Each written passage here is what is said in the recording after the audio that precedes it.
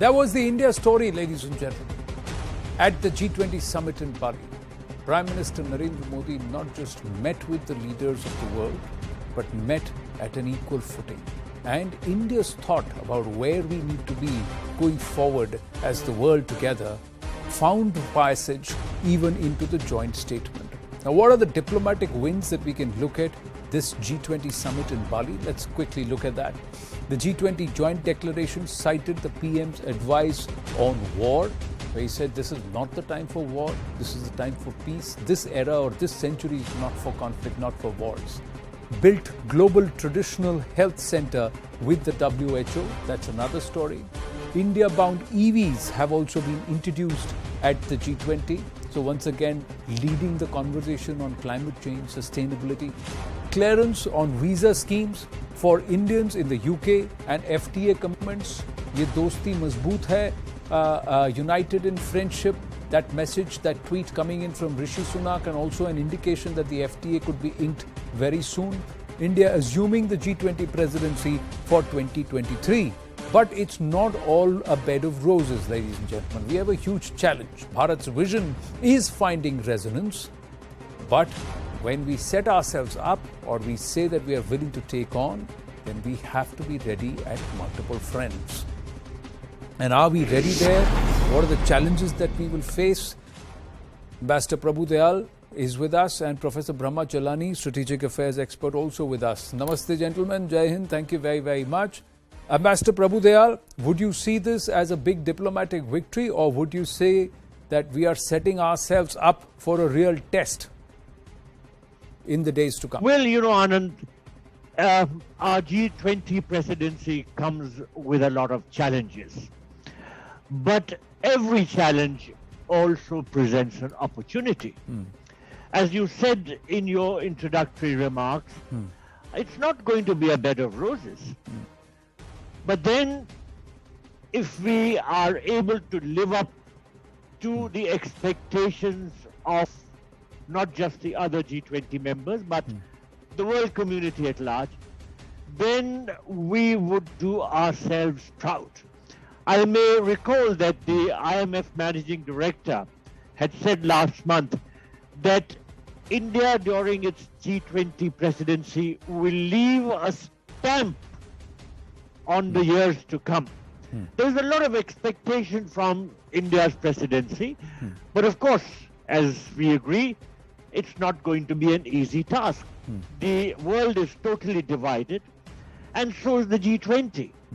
And these divisions ran through the discussions that took place in Bali.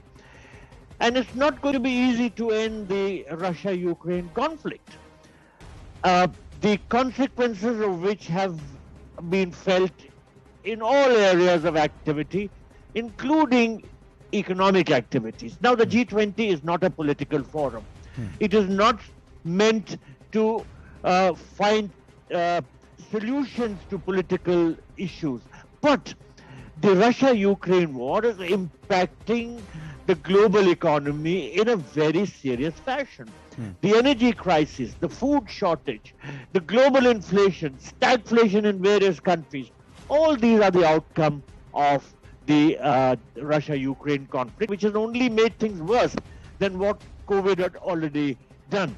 So in my view, the challenges for India are going to be very, very severe, very serious challenges. But I'm sure we have the capability and the determination to fulfill the expectations which others have from us. Treading very thin lines, even when we are engaging with leaders, especially in these current troubled geopolitical times, nations going through recession, globally inflation at all-time high, conflicts, and that missile dropping in Poland had a lot of panic buttons being pressed. Thankfully, everybody showing the restraint, and eventually it's been called accidental and not intentional. Professor Brahma Chalani. Well, let's be clear on one thing. G20 is at a crossroads with its future direction looking increasingly uncertain. That's because of the new global divide, the increasing international divisiveness, and the fact that this summit in Bali represented a clear split between two camps. And the declaration shows that. The declaration has most nations condemning the war in Ukraine. And then there is another view also expressed in the declaration that other countries pointed to the effect of sanctions on the global economy.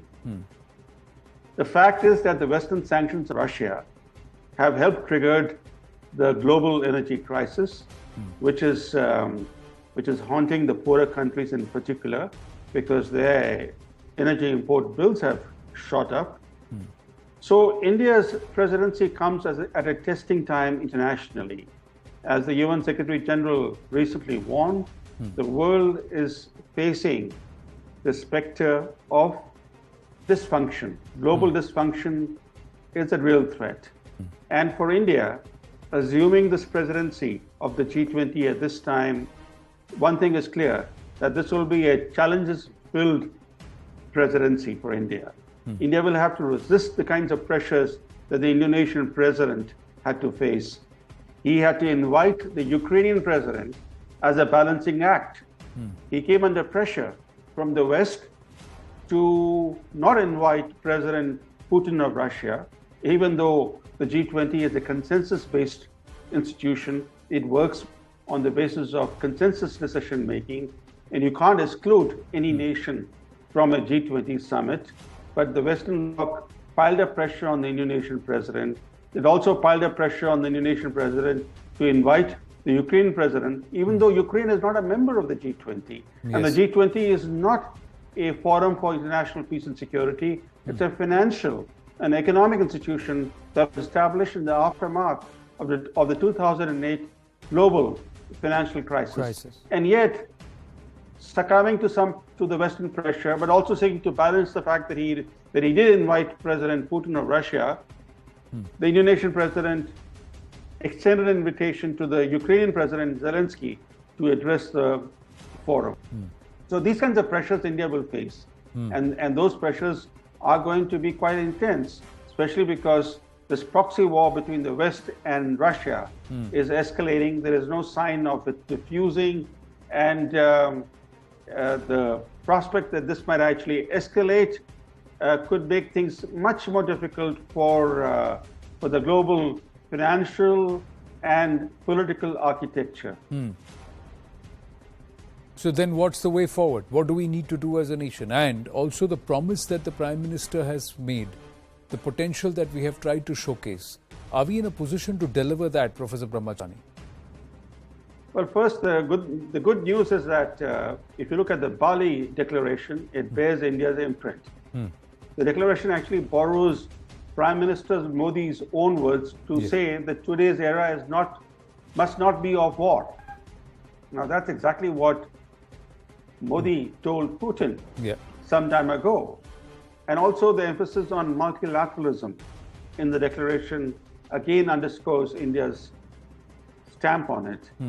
So it's good that India has helped shape the declaration in Bali. But looking ahead, the biggest challenge for India would be to ensure that the split in the G20 does not undermine the summit that India will be hosting. Because if there are any boycotts, it will completely undermine that summit. And even if you look at the Bali summit, President Putin didn't show up.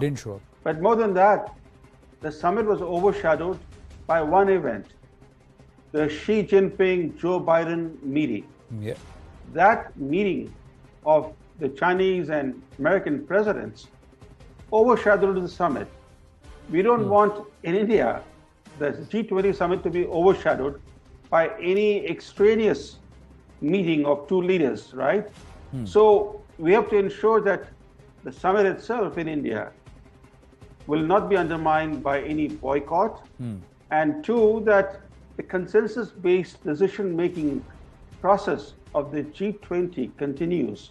It's very important for the G20 as an institution to survive, because what is happening in recent months is that the US and its Western allies are seeking to make the G7 the institution in charge of determining global finance and global economic policy, even though the G7 countries no longer have the economic clout to dictate to the rest of the world. After all, India alone is a large economy, the fifth largest economy in the world, and China is also not a member of the G7. So G7 cannot supplant the role of the G20. It's very important for India to ensure that the G20's relevance remains intact. Or maybe that the G7 gets a little recoded or reworked. However you'd want to look at it. Now, the other aspect is if there are adversarial nations which are coming down and using G20 or our country as a platform to engage and talk and connect, can that also be spun? But yes, it should not overshadow the overall event. Like you said, that the Xi Jinping-Joe Biden meeting perhaps overshadowed large part of the summit. But Ambassador Prabhu Dayal, are we ready to deliver on our commitments? Is the world taking note of our achievements and really ready to give us that position? Because so far, India was seen as an underachiever. India was seen as an active market, but not as a strong player in the global discourse. We are trying to change that perception. The perception of India globally has changed. And I again recall the words of the IMF managing director, who said that India is a shining star on a very dark horizon. And she enumerated a number of factors because of which she felt that India had done well in very troubled times. Now, the point to be noted is that while the G20 is going through a very troubled time because of the divisive nature of the global political situation, yet if there is any country which is well suited to chair the G20 at this time, it is India. Because India has consistently pursued an independent foreign policy. And what you need in the G20 president now is an independent country which it does not subscribe to the views of any particular bloc. So I think that the challenge is very strong, the challenge is very big, but of course India is fully geared to overcoming the hurdles and making a substantial contribution towards not just the outcome of its presidency of the G20, but towards the global political situation. I'm not saying that just because India is the president now, the Russia-Ukraine war will be solved and the global political crisis will be eased. No. Right. But India is well poised and well suited to trying to steer the G20 through this very difficult time. Now, strategic autonomy, India trying to be equidistant from all the camps. How does the world perceive it? India does not want to be in any camp, or India can be in any camp at any point in time because all doors are open for India. Professor Brahmachalani, how are we able to position ourselves? Well, India is actually becoming multi-aligned. It's becoming a partner of all the important powers in the world. It's building closer ties with rival blocs. So it's not shying away from closer engagement, but navigating this new global divide that has emerged is going to be a challenge for India, because if India doesn't play its cards well, it could get squeezed by both sides. But so far, I must say that India has been playing its cards well. It has managed to reinforce its strategic autonomy. It has sought to increase its leeway. So I think, all in all, India is playing its cards well, and if it continues to play its cards well, it should be able to sustain its strategic autonomy, in fact, expand its strategic options. And the G20 presidency is going to increase India's international profile. It will also help India to highlight its role as one of the world's fastest growing economies. The fact that India is already the fifth largest economy in the world and poised to become the fourth largest economy in the next couple of years. All that, the G20 summit in India next year will help to highlight. So I think being the president, being the chair of the G20 summit comes with its challenges, but it also is going to help India reap diplomatic dividends. Bright, enterprising, able, with speed and with scale. That's the India that is being projected to the world. What should they see when they all touch down, these G20 nations and their leaders? That's upon us, ladies and gentlemen. On that note, I'll wind up this edition of The Right Stand. Thank you to our panelists. Zaka is ready with brass tacks.